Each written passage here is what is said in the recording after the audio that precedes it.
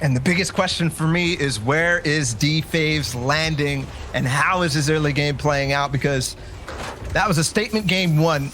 At least what we saw, Quasi will be landing at this one shack house, I'd say, and Kono has nothing. Sorry, dude, you're going down. You're not gonna be able to farm enough to outlast the 30 bullets in Quasi's AR.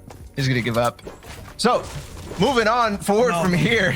No. Why? Okay, like, I understand this in Arena. Like, I understand it. It makes sense. But Quasi, please just use your AR for that one.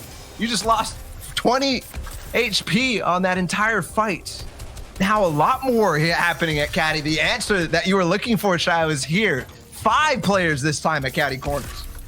Theme is the same. The player's different. This time it's Icy who's going to be at the same position we saw him make it in.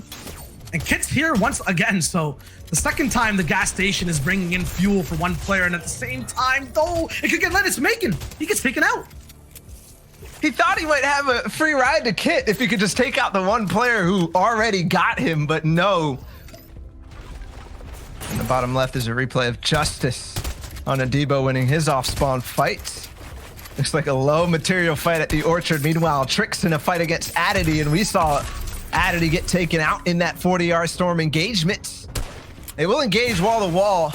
And a crash pad in from the side too. Definitely not gonna be able to contend with, but okay, Adity.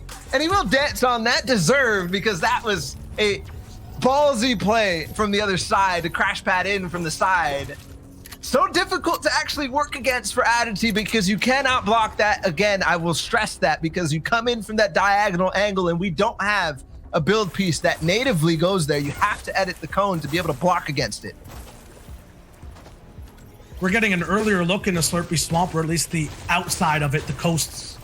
This time it's Derail, who's somewhere near the northern side, near this big shack. I call it the Chug Town. Hasn't really seen that much action as the water levels have been above it. But this is where a lot of people get so many tags. People get caught fishing, people get got slacking.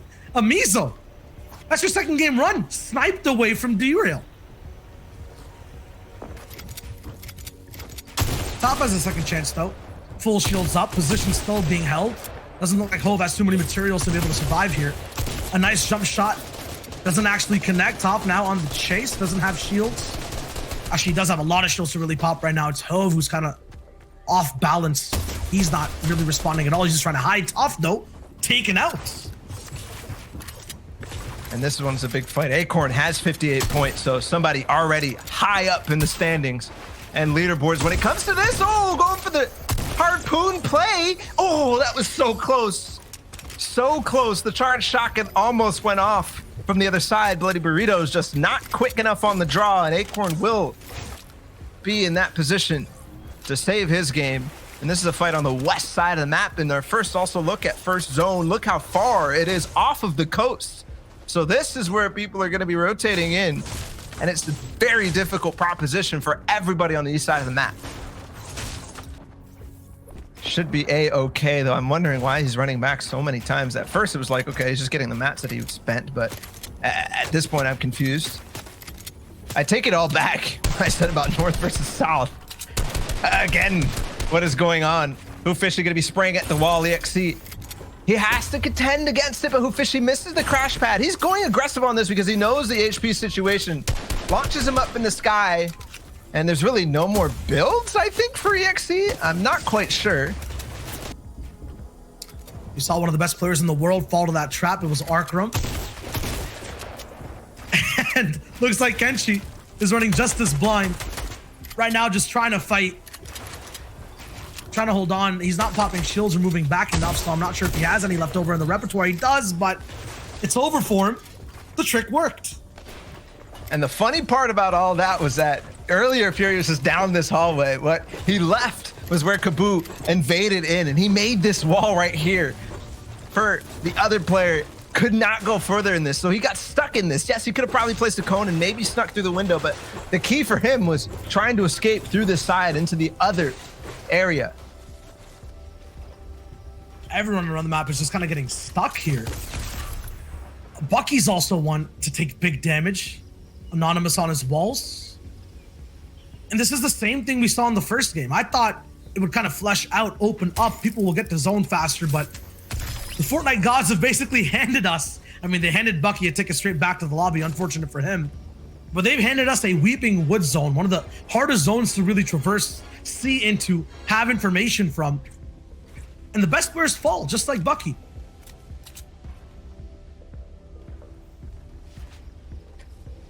This is a fight that could have broken out based on Surge, but also players taking advantage of that timing for Surge.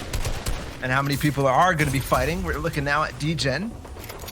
Backed out of that. Some of these walls really aren't showing. He's going to continue forward onto NA Benji. And, ooh, risky for Benji. He wants to take the shot, but that also costs him time against D-Gen, who will phase in the box. There's a crash pad, though. Aggressively well done from Benji on the other side.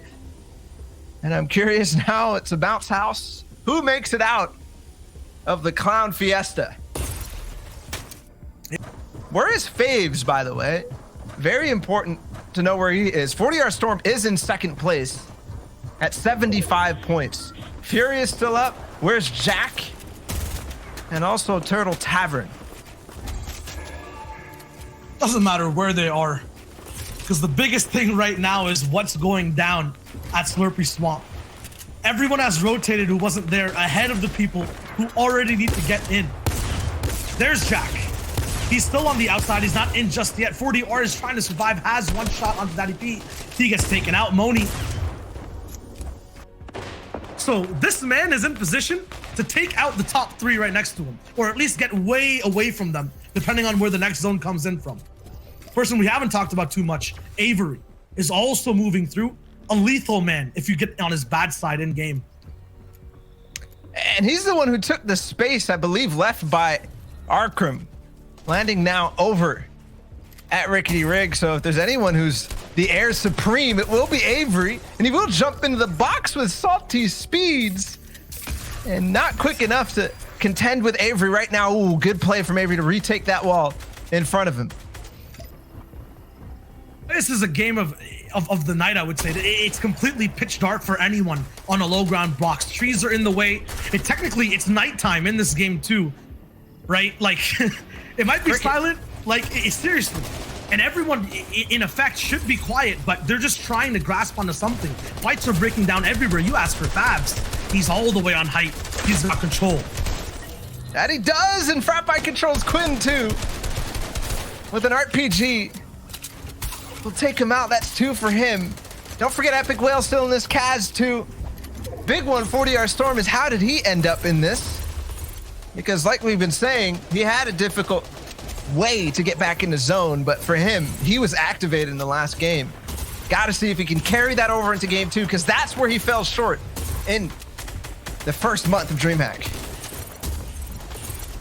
Now things are way too fast to react to. Crash pads everywhere. We're on the backside of the Storm. Nanolite will be the one to try to find something. What a good position he was in, but everyone just bounces straight by. Cool Penguin now has height. We know he has that shockwave launcher, so using it already, affecting Wavy Jacobs' game and Oliver OG. 2 big Heat and semifinal players. He's all the way on the backside, though. Won't have that much control anymore. Avery is bouncing by. Hoofishy's already boxed up in the front. Furious right beside him. It's Nano, who we're focusing on, though, who's making his own rotation, but is almost out of mats and surely going to run out of mobility. That he will. Still 3 crash pads, though. Will get him across the 7th zone at least. Jack in a rough spot down low. Tatai now in the game and active. Midi's still up, too.